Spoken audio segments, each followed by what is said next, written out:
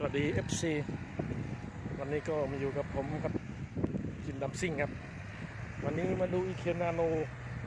แมมน้าเร่งจิบสิกีเลยบัดมือ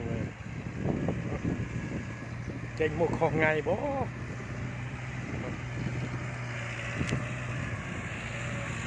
จิบสิกีเลยบัด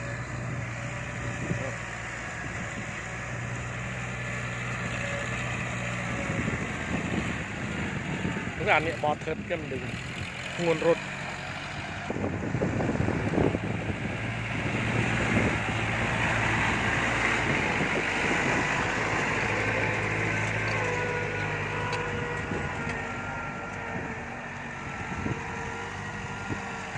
มันนึกกับเปลกเด้งแต่เพลงจูมันนี่จูเกลียวปันโยโหจอบเลยนี่นะนี่คือจังไอสโรลอจังไอสโรลอเลยนี่จูริปันดิเพลงกับเพลงโมนะเป็นเคลบินเลยมือเมย์อุ้ยเจ็ดเลยโนเจียเปียโนกินโนจำเลย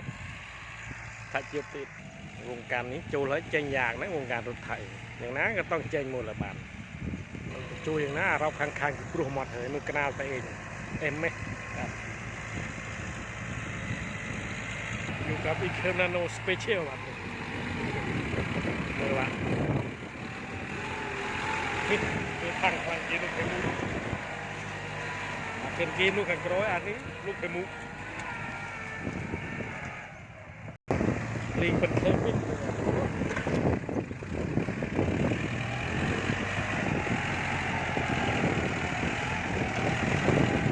อยู่กับตลอด120ตลอด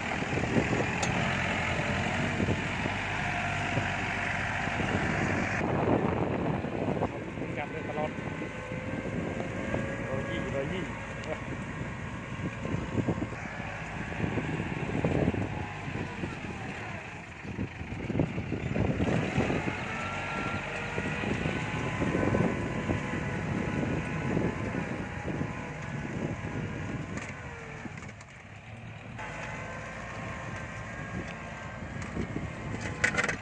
อันนี้คือผู้วิธีครับ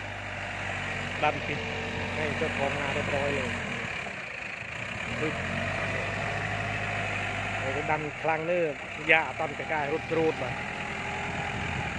ได้ใจท่อจากพิกนู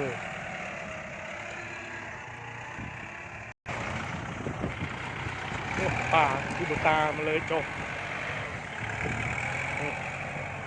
มือลงสัน